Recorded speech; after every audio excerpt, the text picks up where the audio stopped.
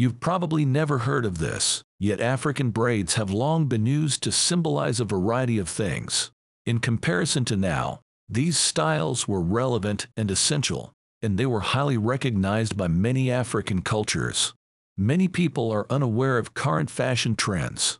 Many lives have been saved as a result of these braids. Furthermore, most people are unaware of the importance that the topic of these braids played in the struggle for independence that many people of African heritage benefit from around the world. For a long time, African braided hairstyles have been the essence of African beauty and life.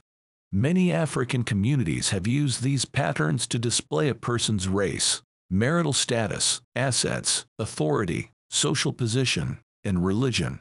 These braids are known as cornrows in a foreign language. However, in Caribbean countries and the United States, these braidings are known as canerows, which means slaves planting sugar canes. These Caribbean hairstyles were braided from the top of the head and then braided upwards to make a layer-like shape of corn. Here we can name it onion braids. Scholars and historical researchers have unearthed artwork from the Stone Age, with African women weaving these designs on the Tassili Plateau in the Sahara Desert 3,000 years before Christ. Researchers have also discovered many drawings of Black Americans from around 1,000 years ago, with braided hair. This hair weaving tradition is especially widespread in countries in the Horn of Africa and West Africa. Historically, these hairstyles were not just combed by mothers, but men in African civilizations liked to braid this hair. Johannes IV and Cornrows II, Ethiopian rulers and legendary warriors, are two examples of such guys. How did African hairstyles help the transatlantic slave trade? During the Atlantic slave trade, many slaves, most of whom were of African ancestry, were forced to shave their hair in order to keep it clean and apart from their traditions and culture. The fortunate few who were exempt from this rule continued to braid their hair in the same way that onions are tightly wound to give them a neat appearance and make them appear smarter over time. The only thing that you and I might have overlooked while studying the history of this Atlantic slavery is that these slaves who still have the freedom to braid their hair were using these braids as a means of communication, as well as maps of escape routes to the farms and homes of their captors. Historical scholars discovered that slaves who had been abducted by conserved parts of South America frequently adopted this custom of braiding their hair as part of the anti-slavery fight.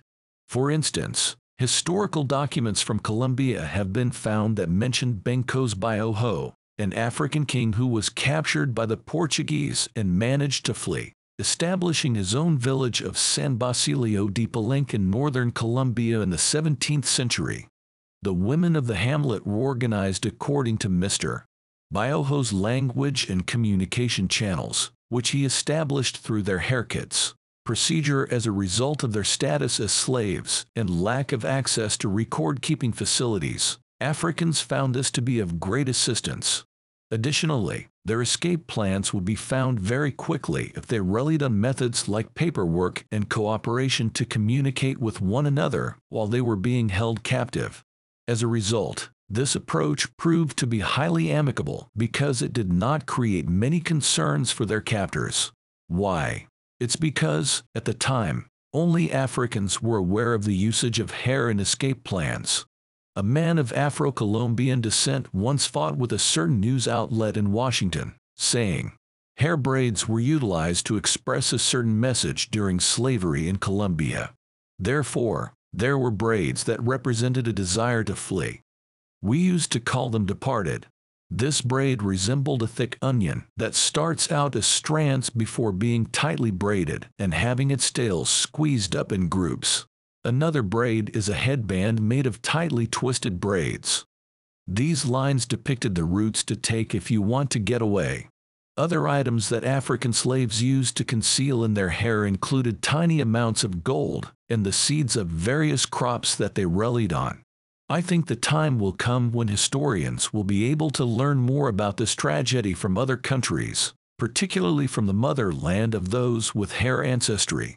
This depth of knowledge will make it easier for present-day people and people in the future to comprehend how our forefathers and grandmothers were able to live the way they did. Personally, I can state that I am pleased to see individuals like neighborhood women on the streets who cook in public and assist others in maintaining their natural hair, as they carry on the heritage of weaving various natural hairstyles. What do you think of this, dear viewer? Do not forget to like and share our work.